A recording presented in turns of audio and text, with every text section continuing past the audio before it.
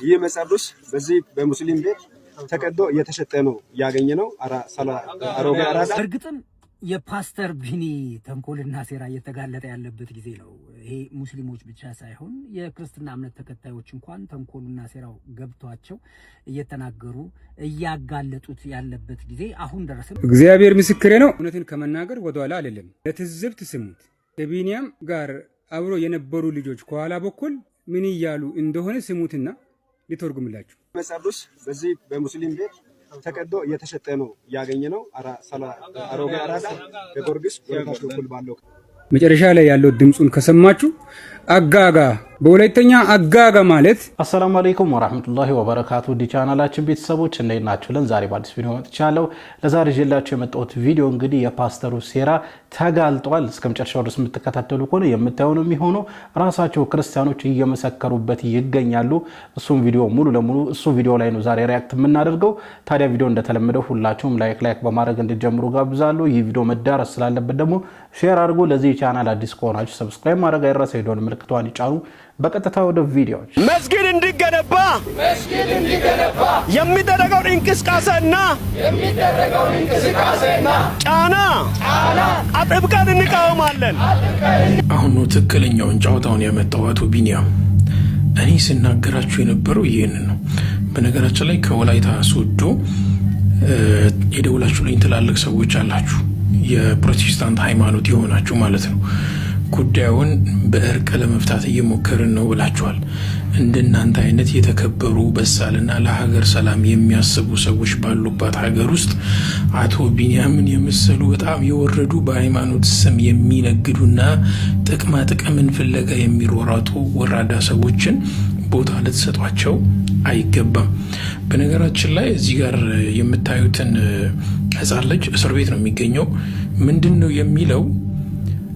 እኔ አስፈታለሁኝ፣ ግን አቶ ሽኩር መሐመድ ላይ መጽሐፍ ቅዱስን ቀዶ ቆቀር እንደሸጥበት ያዘዘኝ እሱ ነው ብለህ መስክር ብሎ ይህንን ገና ለእንትን እንኳን ያልደረሰ ልጅ ጩጬ ልጅ ሄዶ አናግሮታል።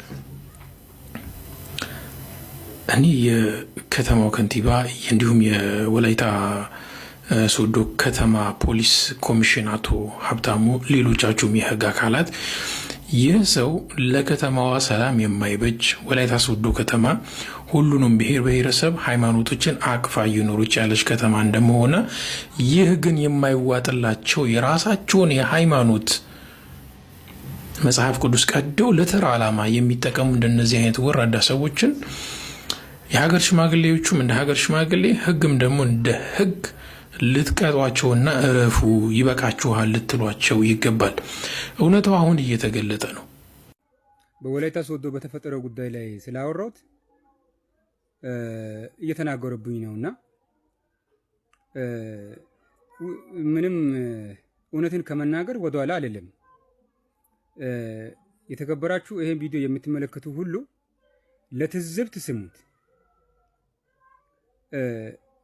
ከቢኒያም ጋር አብሮ የነበሩ ልጆች ከኋላ በኩል ምን እያሉ እንደሆነ ስሙትና ሊተርጉምላችሁ። ይህ መጽሐፍ በዚህ በሙስሊም ቤት ተቀዶ እየተሸጠ ነው ያገኘ ነው። አሮጌ አራዳ በጊዮርጊስ ወረታች በኩል ባለው አጋጋ እያሉ ነው። መጨረሻ ላይ ያለው ድምጹን ከሰማችሁ አጋጋ በወላይተኛ አጋጋ ማለት ታው ይቅርብ ታው እያሉ ነው። እግዚአብሔር ምስክሬ ነው። እኔ አይደለሁ፣ ከሱ ጋር አብሮ የነበሩ ናቸው አጋጋ እያሉ እየለመኑ ያሉት። በጣም የወላይታ ልጆች የወላይታ ሕዝብ እውነት በጣም ኮራውባችሁ። ከልብ አመሰግናለሁ። ለዛ ነው ካሳ ያስፈልጋቸዋል ያልኩት። የወላይታ ሕዝብ ምን ያህል ህዋ እንደሆነ አውቀዋለሁ። እነማን ከሰው ጋር በሰላም እንዳንኖር ከሰው ጋር በፍቅር እንዳንኖር የሚያደርጉት እነማን እንደሆኑ አውቀናል። የነቃት ውልድ ውስጥ አሁን በመኖር እጅግ ትልቅ ኩራት ይሰማኛል። ታንኪዩ፣ አመሰግናችኋለሁ። እኛም እናመሰግናለን ወገናችን። እውነት ነው የወላይታ ህዝብ እጅግ በጣም እናመሰግናለን። እንደዚህ አይነት ህዝብ እጅግ በጣም ያስደስታል። እንደዚህ አይነት ማህበረሰብ እጅግ በጣም ያስደስታል። ሰላምን የሚያስቀድም እንደዚህ አይነት አጨበርባሪዎች እንደዚህ አይነት በሃይማኖት መካከል ገብተው ለማጣላት የሚሞክሩ ሰዎችን ተው እረፍ የሚሉ ሰዎች ያስፈልጋሉና አብሮት የነበሩት እንግዲህ እየሰማችሁት ነው። በወላይትኛ አጋ አጋ እያሉት ነበረ። ትርጉሙን ደግሞ ወገናችን እየነገረን ነበር። እረፍ ተው እያሉት ነበርና እሱ ግን አሻፈረኝ ብሎ እንግዲህ ነገር ለማቀጣጠል እየሞከረ ይገኛል። በአንድ ቪዲዮ መረጃ እንዳገኘው ከሆነ ደግሞ መጽሐፍ ቅዱስን ሲጀመር እሱ ራሱ ነው ቀዶ 9 ዓመት ህፃን ልጅ ለሱ ሰጥቶ እንግዲህ ብስኩት እንዲሸጥበት ያደረገውና ከዛ በኋላ እኛን ምስኪን አባት ለእስር ዳርጓቸዋል። ከዛ በተጨማሪ መስጊድ ሊገነባ የሚደረገውን እንቅስቃሴ አጥብቀን እንቃወማለን እያለ ነበርና መስጊድ ነው ይገንባ የተባለው እንጂ የጦር ካምፕ አይደለምና አጥብቀን እንቃወማለን እያለ ነበር መስጊድ እንዳይገነባና በጣም የሚያስቀሰው ነው። ለማንኛውም ሌላ ቪዲዮ አለ፣ እሱ ቪዲዮ እንመልከት። ይህ መጽሐፍ ቅዱስ በዚህ በሙስሊም ቤት ተቀዶ እየተሸጠ ነው ያገኘ ነው። አሮጌ አራዳ በጊዮርጊስ ወደታች በኩል ባለው ክፍል ላይ ማለት ነው። በእርግጥም የፓስተር ቢኒ ተንኮልና ሴራ እየተጋለጠ ያለበት ጊዜ ነው።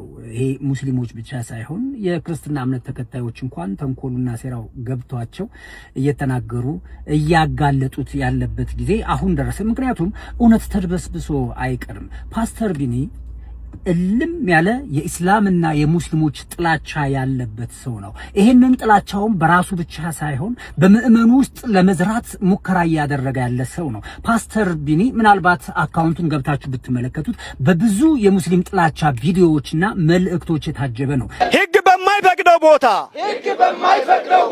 መስጊድ እንዲገነባ የሚደረገውን እንቅስቃሴና ጫና አጥብቀን እንቃወማለን። ምናልባትም በቸርች ውስጥ የሚሰጠው አስተምህሮ ምንድነው የሚለውን ደግሞ የወንጌል አማኞች ካውንስል ገብቶ ሊመረምር ይገባል። እርስ በርስ ተዋዶ ተከባብሮ የሚኖር ማህበረሰብ መሃል ጣልቃ ለመግባት መሞከር፣ ለዚያውም ደግሞ ሃይማኖትን መሸፈኛ ለማድረግ መሞከሩ ለሁላችንም አደጋ ነውና የሃይማኖት ተቋማት ጉባኤ፣ የወንጌል አማኞች ካውንስል፣ ኢትዮጵያ እስልምና ጉዳዮች የሃይማኖት ፎረሞች በሙሉ ይሄንን ተንኮልና ሴራውን አውቀው ሊጠነቀቁትና ተገቢውን ህጋዊ እርምጃ እንዲወሰድበት መንገድ ሊጀምሩ ይገባል። ያ በማይሆንበት ሁኔታ ግን ምናልባትም ሊፈጥር የሚችለው ችግር ስር ሰዶ በተለይ ቁጥራቸው አናሳ በሆኑ የሙስሊም ቁጥሮች ወላይታ ሶዶ ላይ ማለት ነው ሙስሊሞች ላይ ከባድ አደጋ ከመድረሱ በፊት እልባት ሊሰጥበት ይገባል። የግል ፍላጎቱን ነው እንግዲህ እኔ አሁንም ይሄን ሰው የምትከተሉ ወጣት ክርስቲያን ወንድሞቻችን ወገኖቻችን የዚህ ሰውዬ የግል ፍላጎት ማራመጃ የሱ አጀንዳ ማስጌጃ ጋሪ እንድትሆኑለት አትፍቀዱ። ለምን ብላችሁ ጠይቁ። አሁን እውነታው ተጋልጧል።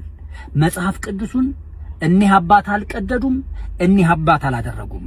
በቤታቸው ውስጥ ተቀጥሮ ይሰራ የነበረው ታዳጊ ህፃን የክርስትና እምነት ተከታይ ነው። እኒህ አባት የሚታወቁት ጎዳና ላይ ያሉ ምስኪኖችን በመደገፍ በሀገር ሽማግሌነትና ሁሉም የሚወዳቸው ናቸው። እነኚህን መልእክቶች እንመልከት። እኔ ክርስቲያን ነኝ፣ መሐመድ ሽኩር ይህንን አያደርግም የሚሉ በርካታ ኮመንቶችና ቴክስቶች እየደረሱኝ ይገኛሉ። አሁን ደግሞ ይሄ የታሰረውን ታዳጊ ህፃን በመጀመሪያ ደረጃ የእድሜው ለአቅመ አዳም ያልደረሰን ታዳጊ ህፃን ማሰር ይፈቀዳል ወይ? ኮማንደሩን የምንጠይቀው ወይም ደግሞ የዛ አካባቢ ፖሊሶችን የምንጠይቀው ጉዳይ ነው። አስረው እያስፈራሩት እንደሆነ መረጃ ደርሶኛል። መሐመድ እየቀደደ እያመጣ ጠቅልል ይለኛል በል እንፈታሃለን አሉት።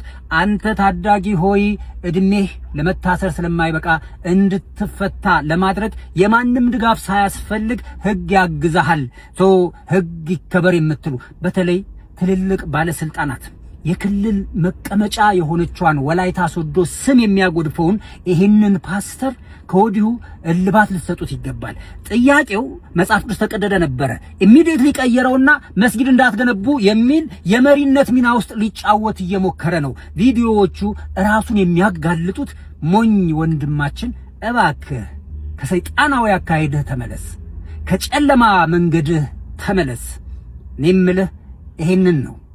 በሃይማኖት ሰበብ ለሃይማኖታቸው ቀናኢ የሆኑ ወጣቶችን እያታለልክ የፖለቲካ አጀንዳህን ማራመድ ይብቃ።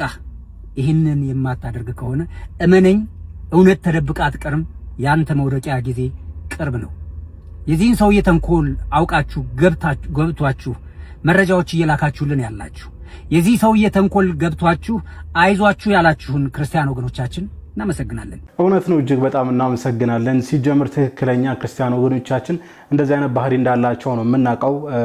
ሁልጊዜም ከሀቅ ጎን ነው መቆም ያለብንና ከሀቅ ጎን እየቆሙ ነው አብዛኛውን ክርስቲያን ወገኖቻችን በወላይታ የሚገኙ ማለት ነውና እንደውም እየተናገሩ ነበር እኛ አባት በፍጹም ይሄንን ተግባር አያደርጉም፣ ምን ያውቃቸዋል፣ ልክ እንደ አባቴ ናቸው፣ ነገር ግን ክርስቲያን ነኝ ምናምን እያሉ ብዙ መልእክቶች ለዲኑ አሊ እየደረሱት እንደሆነ እንግዲህ እያሳየ ነበርና ብዙ እሱን የሚያጋልጡ መረጃዎች እየወጡ ይገኛሉና በጣም በሚያሳዝነው ሁኔታ እንግዲህ የ9 ዓመት ህፃን ልጅን አስረው እንግዲህ እኔ አይደለሁም እኛ አባት መጽሐፍ ቅዱስ እየቀደዱ ይሰጡኛል፣ በሱ እንድጠቀለል ያደርጉኛል፣ እንደዛ ብለህ ተናገር እያሉት ነው።